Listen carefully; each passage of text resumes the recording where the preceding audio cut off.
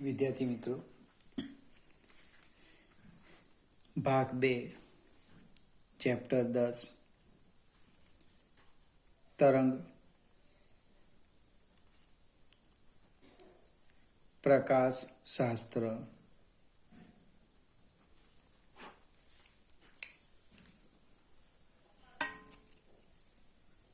હવે એકાદ બે લીટી પ્રવેશની હું સમજાવવા પ્રયત્ન કરું. શરૂઆતમાં કણવાદ હતો.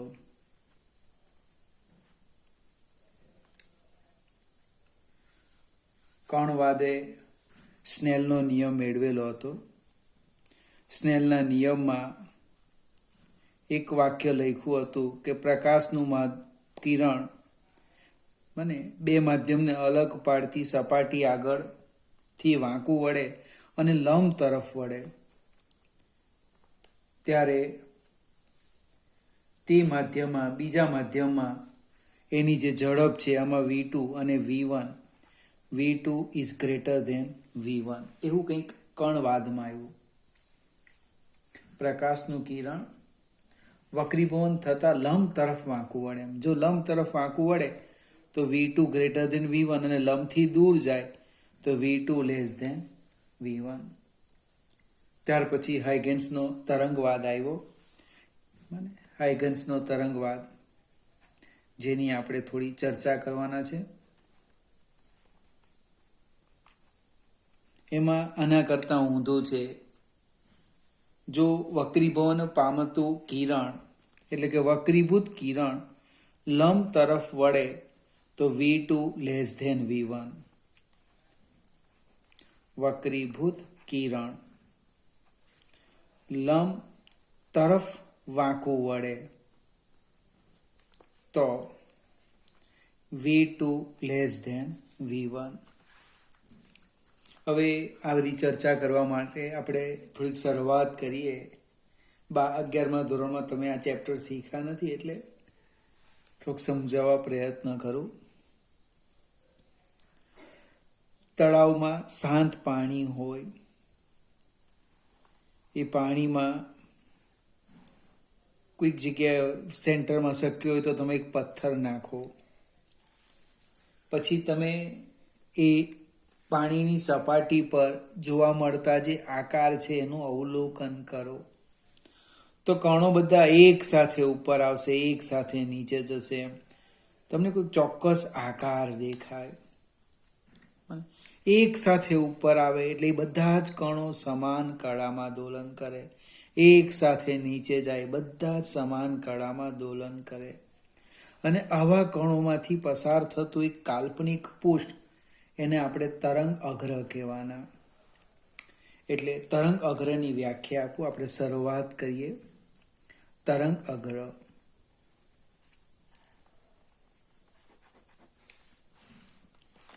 તરંગ અગ્રની વ્યાખ્યા લખી દઈએ. સમાન કળામાં દોલન કરતા કણોમાંથી પસાર થતું કાલ્પનિક પૃષ્ઠ ને આપણે નામ આપવાના. શું આપવાના? તરંગ અગ્ર. ફરીથી, સમાન કળામાં દોલન કરતા કણોમાંથી પસાર થતું કાલ્પનિક પૃષ્ઠ ને તરંગ અગ્ર કહે છે. એક જૂની બુકની આકૃતિ છે, લગભગ આપણી બુકમાં પણ આપી છે. હું સમજાવવા પ્રયત્ન કરું. 4 દોરી લઈ લઈએ આ રીતે.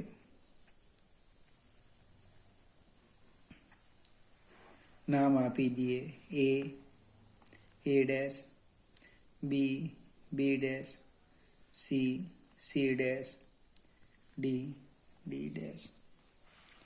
આ જે 4 દોરીઓ છે એકબીજાને સમાન અંતરે અને સમાંતર છે. માત્ર તરંગ અગ્ર સમજાવવા માટે હું પ્રયત્ન કરું છું. આ 4 દોરી પર એક જ સમયે એક જ સમયે એક સાથે સમાન વિક્ષોભ આપવામાં આવે. હવે વિક્ષોભ એટલે ખલેલ, ડિસ્ટર્બ કરવામાં આવે. ચારે ચાર દોરી પર એક સાથે, ધારો કે આ બિંદુ લઈ લે એ, આ બી અને સી અને આ ડી, એક સાથે સમાન વિક્ષોભ આપવામાં આવે. એનો અર્થ આ જે ચારે કણો છે એ બી સી ડી એ એક સાથે બને સરળ આવર્ત ગતિની શરૂઆત કરશે. બને ધારો કે શરૂઆત કરે, કોઈક સ્થિતિમાં એ વિક્ષોભ અહીંયા આવી જાય તો આ દોરી આમ થાય, આ દોરી આમ થાય, આજે દોરી આમ થાય, આ દોરી આમ થાય. નંબર આપીએ 1, 2, 3 અને 4. આ ચારે ચાર કણો 1, 2, 3, 4 એક જ સમયે એક સાથે મહત્તમ સ્થાનાંતરની સ્થિતિમાં આવે છે. કણ 1, 2, 3 અને 4 એક સાથે એક જ સમયે કેવી સ્થિતિમાં આવે છે? મહત્તમ સ્થાનાંતર ની સ્થિતિમાં આવે છે.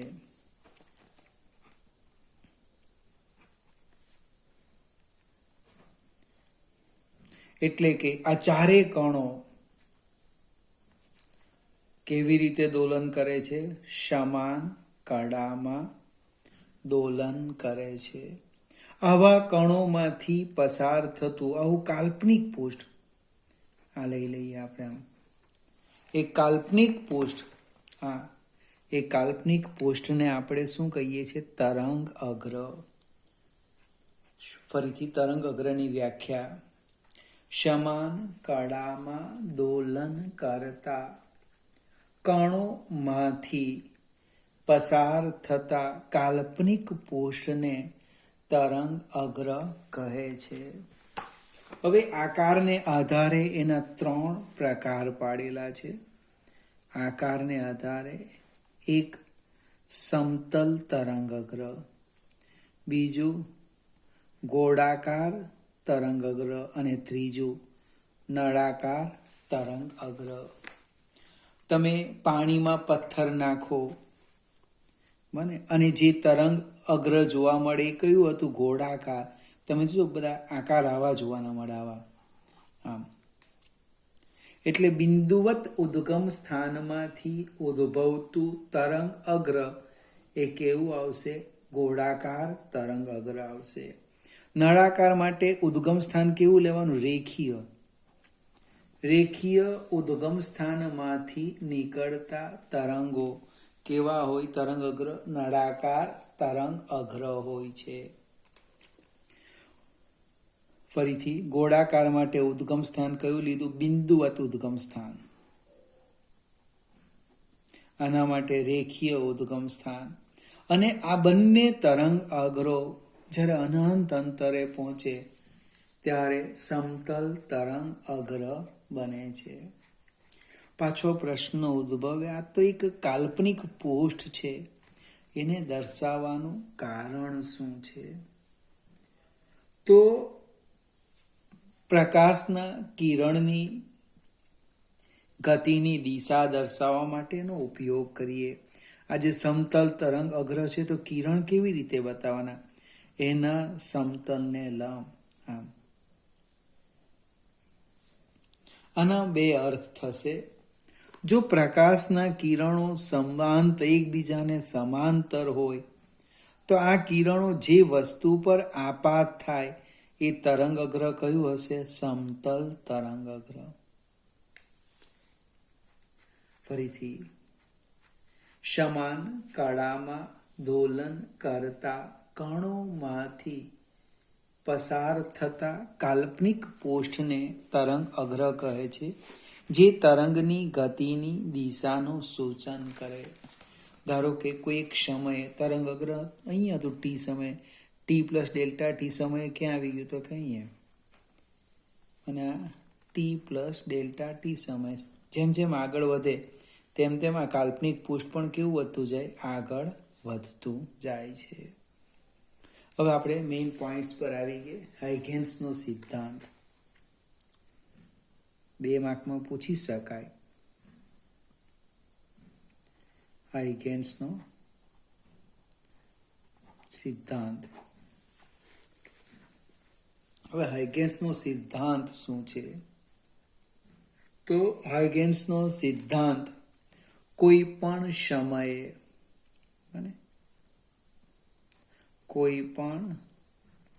સમયે નવા તરંગ અગ્રનું સ્થાન અને સ્વરૂપ દર્શાવે છે.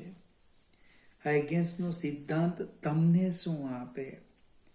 તો કોઈ પણ સમયે કોઈ પણ ક્ષણે નવું તરંગ ક્યાં હશે, એટલે કે એનું સ્થાન, અને કેવા આકારનું હશે, એનું સ્વરૂપ શું હશે, એ કોણ દર્શાવે છે? હાઇગેન્સનો સિદ્ધાંત દર્શાવે છે.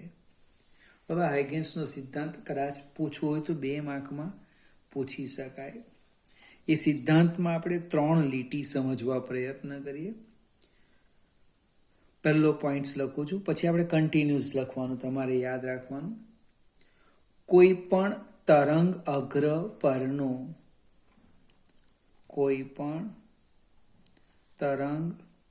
અગ્ર પરનું દરેક કણ, બધા જ કણો, કોઈ પણ તરંગ અગ્ર પરનું બધા જ કણો, દરેક કણો કેવી રીતે વર્તે? તો કે સ્વતંત્ર એવા કોણ ઉદ્ગમ સ્થાન તરીકે વર્તે છે. પહેલી લીટી લખી આપણે કે કોઈ પણ તરંગ અગ્ર પરનું કોઈ પણ કણ, બધા જ કણો કેવી રીતે વર્તે? સ્વયં, પોતાની જાતે જ, સ્વતંત્ર એવા ગૌણ ઉદ્ગમ સ્થાન તરીકે વર્તે છે. બીજો પોઈન્ટ, અને પોતાનામાંથી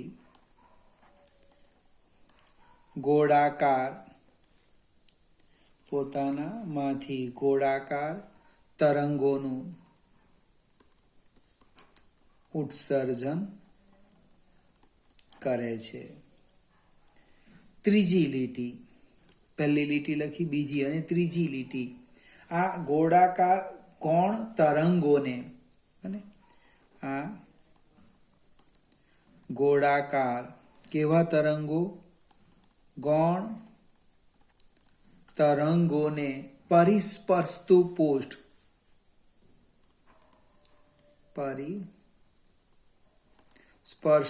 પૃષ્ઠ એ તે ક્ષણે નવા તરંગ અગ્રનું સ્થાન અને સ્વરૂપ દર્શાવે છે. આપણે એક ઉદાહરણથી પણ સમજીએ એટલે વધારે ખ્યાલ આવશે. હવે કન્ટિન્યુઅસ લખવાનું. કોઈ પણ તરંગ અગ્ર પરનું, કોઈ પણ સમતલ હોય, ગોળાકાર હોય કે નળાકાર હોય,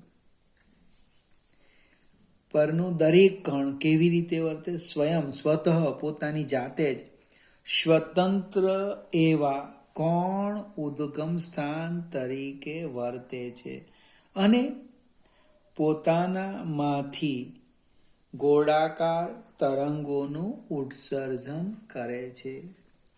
આ ગોળાકાર તરંગોને પરિસ્પર્શતું પૃષ્ઠ તે ક્ષણે નવા તરંગ અગ્રનું સ્થાન અને સ્વરૂપ દર્શાવે છે. આપણે એક ઉદાહરણ લઈએ, એક આકૃતિ લઈએ એટલે ખ્યાલ આવશે. આપણે આને નામ આપી દઈએ, ધારો કે XY. આકૃતિમાં શું દર્શાવેલું છે? આ X છે ને અહીંયા Y લખી દઉં, આખું વિડીયોમાં દેખાતું નથી, આટલો ભાગ લઈએ. આકૃતિમાં જે દર્શાવેલું એની વાત કરું. આકૃતિમાં સમતલ તરંગ અગ્રનો પુસ્તકના પાના સાથેનો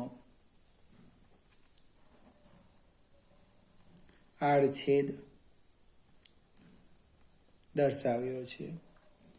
અને સમતલ તરંગ અગ્રનો પુસ્તકના પાના સાથેનો આડછેદ દર્શાવ્યો છે. હજુ એક વાક્ય રચના સમય ટી સમયે સમતલ તરંગ અગ્રનો ટી સેકન્ડે સમતલ તરંગ અગ્રનો પુસ્તકના પાના સાથેનો કયો તો કે XY આડછેદ દર્શાવ્યો છે.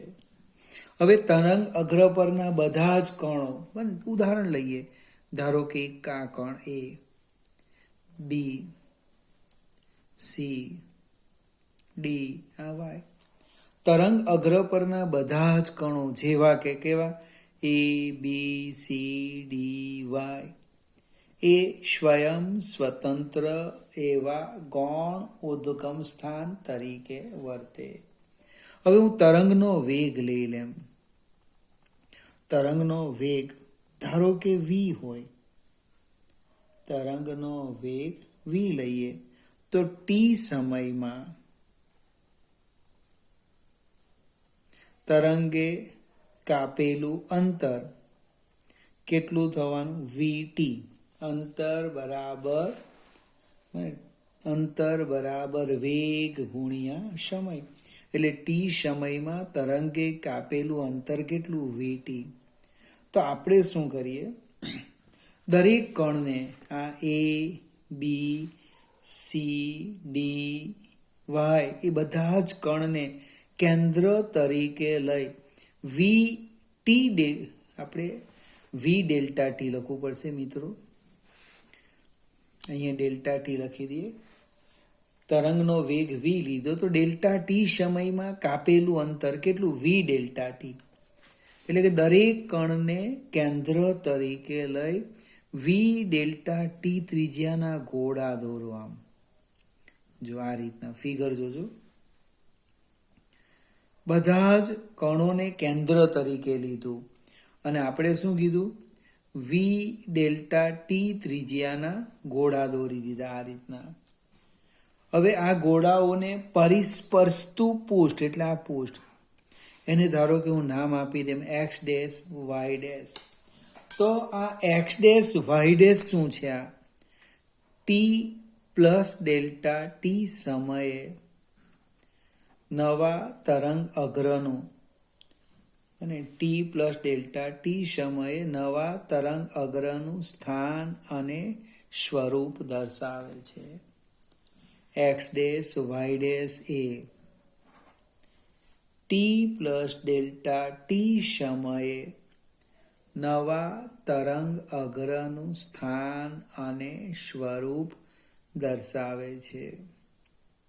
હવે એક પ્રશ્ન ઉદ્ભવ્યો કે દરેક કણને, હવે જૂની બુકની મદદથી હું સમજાવીશ, દરેક કણને કેન્દ્ર તરીકે લઈ આપણે ગોળા દોરવાના, એટલે આમ થવાના.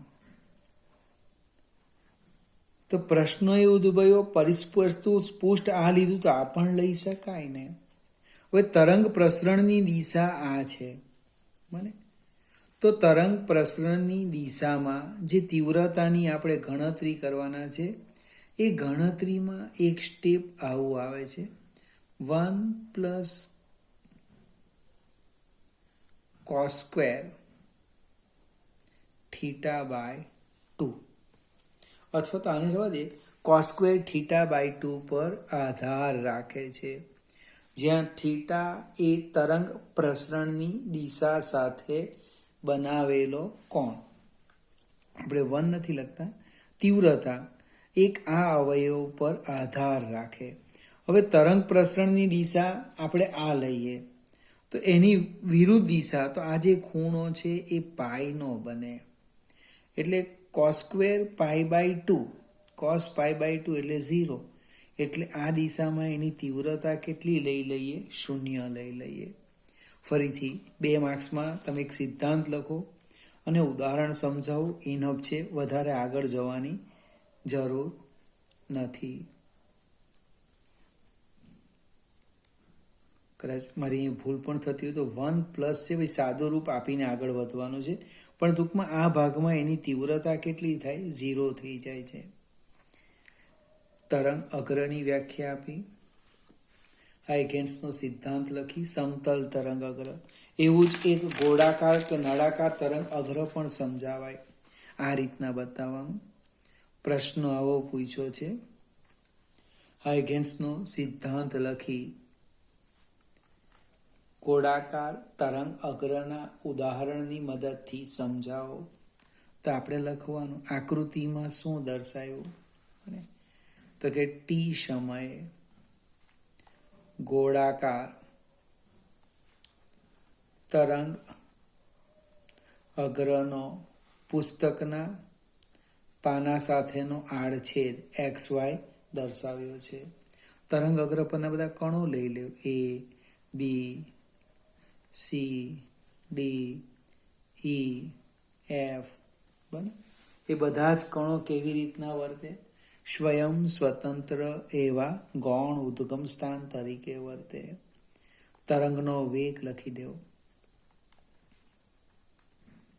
v, એનો અર્થ Δt સમયમાં કાપેલું અંતર v Δt. હવે v Δt ત્રિજ્યાના આપણે ગોળા દોરીએ, કણને કેન્દ્ર તરીકે લઈને આ રીતના એમને પરિસ્પર્શતું પોસ્ટ A t+Δt સમયે નવા તરંગ અગ્રનું સ્થાન અને સ્વરૂપ દર્શાવે છે. ફરીથી વિદ્યાર્થી મિત્રો, એક પહેલી થિયરી છે, હાઇગેન્સનો સિદ્ધાંત લખો. ઉદાહરણની મદદથી સમજાવો તો તમારે આ જ લઈ લેવાનું, સમતલ તરંગ અગ્ર. જો એ લોકો એમ કે ગોળાકાર, તો પછી આ આકૃતિ પર જવાનું અને 2 કે 3 મુદ્દા સમજાવવાના. હવે આ સિદ્ધાંત સાચો છે કે ખોટો એ કેવી રીતે ખબર પડે? તો આપણી પાસે 2 ઘટના છે, એમાંની એક ઘટના હું સમજાવું. હાઇગેન્સના સિદ્ધાંત માટે વક્રીભવન એકદમ ધીમેથી સમજવા પ્રયત્ન કરીએ. વક્રીભવન. હવે વક્રીભવન શીખવાના હોય તો 2 પારદર્શક માધ્યમ લેવાના છે. તો આપણે આ રીતના જસ્ટ કલ્પના કરીએ. જો આ માધ્યમ 1 લઈએ અને માધ્યમ 2 લઈએ. હવે એક સમતલ તરંગ અગ્ર બતાવવાનું છે. આ સપાટીનું નામ આપી દઈએ PQ. PQ એ પારદર્શક માધ્યમ 1 અને પારદર્શક માધ્યમ 2 ને અલગ પાડતી સપાટી છે. આ માધ્યમ 1માં વેગ અહીંયા સાઈડ પર લખી દઈએ, v1 છે, અહીંયા વેગ લખી દઈએ v2 છે. હવે એક સમતલ તરંગ અગ્ર બને AB, એ બંને માધ્યમને અલગ પાડતી સપાટી PQ પર એવી રીતે આપાત થાય, જોજો ફિગર, કે એ બિંદુ PQ ને સ્પર્શે. ફરીથી નામ આપો AB. હવે તરંગ અગ્ર સમતલ છે એટલે પ્રકાશના કિરણો આ રીતના બતાવી દેવાના, સમાંતર, વચ્ચે પણ દોરી શકાય. ફરીથી આ કયું તરંગ અગ્ર છે? સમતલ. તમને કોણે કીધું? પાછો પ્રશ્ન ઉદ્ભવે. તો પ્રકાશના કિરણો કેવા છે? સમાંતર. એનો અર્થ આપાત તરંગ અગ્ર સમતલ છે. ફરીથી આકૃતિનું વર્ણન સમજાવો. પારદર્શક માધ્યમ 1 અને 2 ને અલગ પાડતી સપાટી PQ પર એક PQ છે. હવે માધ્યમ 1માં અને ગતિ કરતું પ્રસરતું સમતલ તરંગ અગ્ર એ બી પીક્યુ પર એવી રીતે સંપાત થાય કે એ પીક્યુ સપાટીને એમાં સ્પર્શે તરંગગ્રહનો. એટલે આ જે ખૂણો થવાનો એ આપાત કોણ આઈ થવાનો. આઈ. હવે ટી બરાબર ટી સમયમાં અને બધા જ કણો તરંગ અગ્ર પરના બધા જ કણો કેવી રીતે વર્તે? સ્વયં સ્વતંત્ર એવા ગૌણ ઉદ્ગમ સ્થાન તરીકે વર્તે. તો બીમાંથી ઉદ્ભવતું જે તરંગ છે એ ટી સમયે ક્યાં આવી જાય? તો કે સી પાસે આવી જાય. જસ્ટ આમ વિચારો, આમ ગતિ કરે અને સી નામ આપો. અને આમ ગોળાકાર તરંગ આમ વિચારો હોય તો વિચારાય આ રીતના.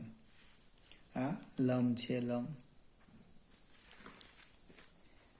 ટી બરાબર ટી સમયે બી પાસે ઉદ્ભવતું તરંગ એ પીક્યુને સીમાં સ્પર્શે. બને એનો અર્થ શું થવાનો? તો કે બીસી બરાબર હું લખી શકું V1T. હવે એ જ સમયે એટલે કે બી અને એ પાસે એક સાથે તરંગો ઉદ્ભવે છે. તો ટી સમયમાં એ પાસે ઉદ્ભવેલું તરંગ એ કેટલું અંતર કાપે? તો કે અહીંયા વેગ બદલાય છે એટલે જસ્ટ આવી કલ્પના કરીએ. જો ફિગર કેવી રીતે દોરવાનું? આ રીતે. આમ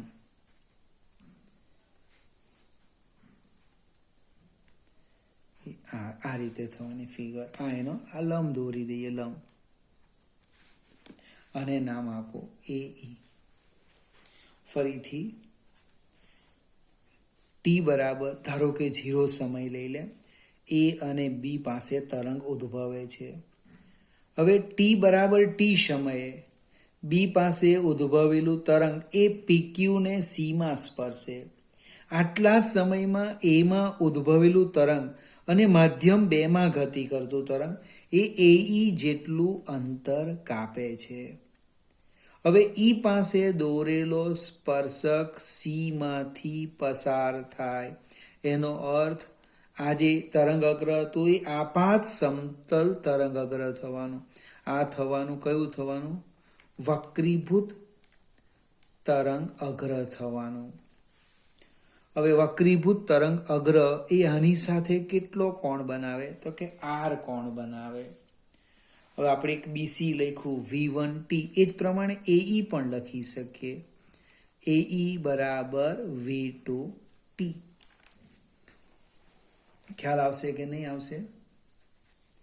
હવે ત્રિકોણ પર જઈએ આપણે. ત્રિકોણ બી ફિગર સમજાવી દે પહેલા તો.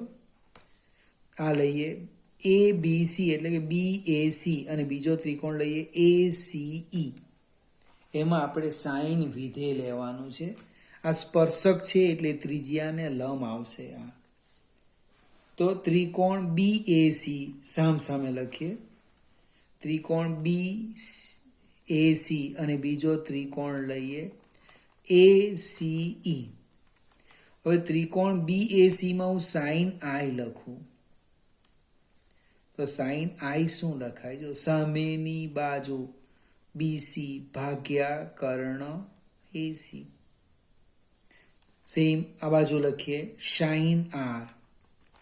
અને સાઇન આર તો કે સમજો સાઇન આઈ તો કે BC ભાગ્યા AC.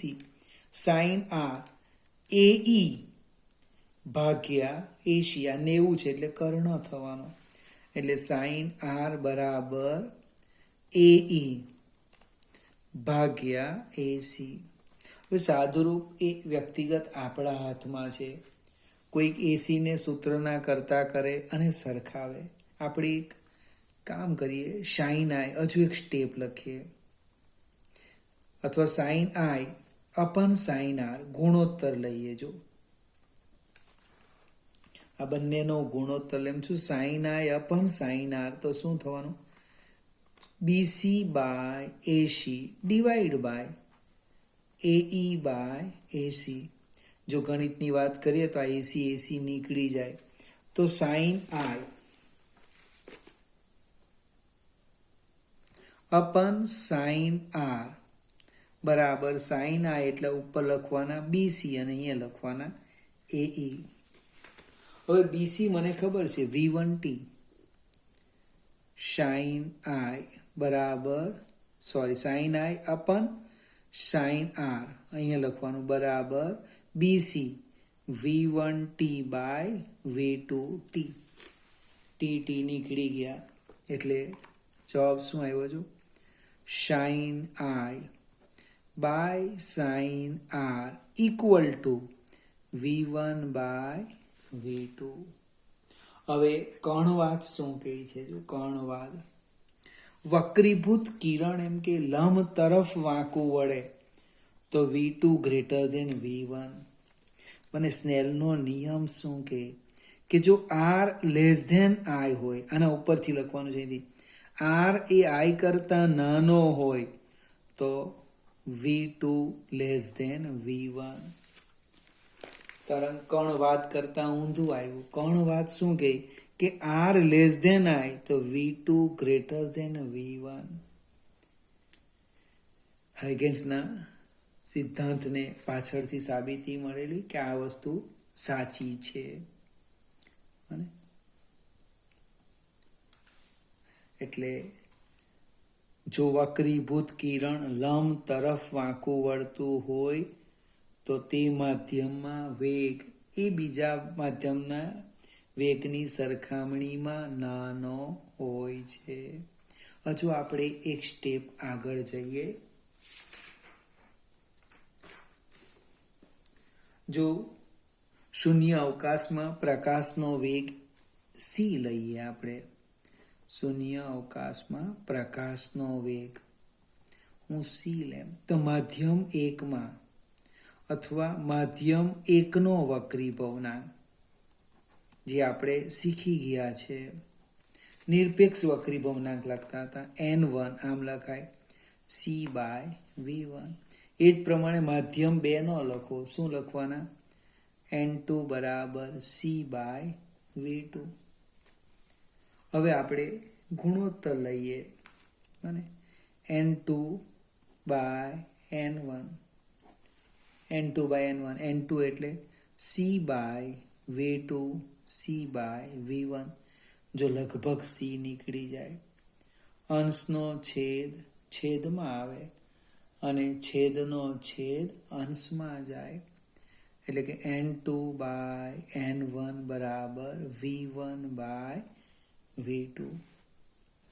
અને તમે સમીકરણ 1 આપો અને 2 આપો. v1 બાય v2 ની જગ્યાએ અહીંયા લખી દઉં ભાઈ. શું લખવાના? n2 by n1. સમીકરણ 1 અને 2 પરથી શું થવાનું? sin I by sin R બરાબર n2 બાય n1, એટલે કે n1 sin I બરાબર n2 sin R. હાઇગેન્સનો સિદ્ધાંતનો ઉપયોગ કરી આપણે કયું પરિણામ મેળવ્યું? સ્નેલનો નિયમ. એનો અર્થ હાઇગેન્સનો સિદ્ધાંત સાચો છે. કર્ણવાદ અહીંયા ખોટો પડતો હતો. મને વક્રીભૂત કોણ એ આપાત કોણ કરતા નાનો હોય તો આ ઉપરનું સમીકરણ કે વેગ પણ નાનો કહે, પણ કર્ણવાદ એ ના પાડતો હતો. એટલે હાઇગેન્સના સિદ્ધાંતની અને પ્રાયોગિક સમજૂતી આવી ગઈ. અને બીજો આ સ્નેલનો નિયમ આવી જાય છે. આ જ પ્રમાણે એક બીજી પણ ઘટના છે પરાવર્તન, એ આના પછીના વિડીયોમાં હું સમજાવીશ.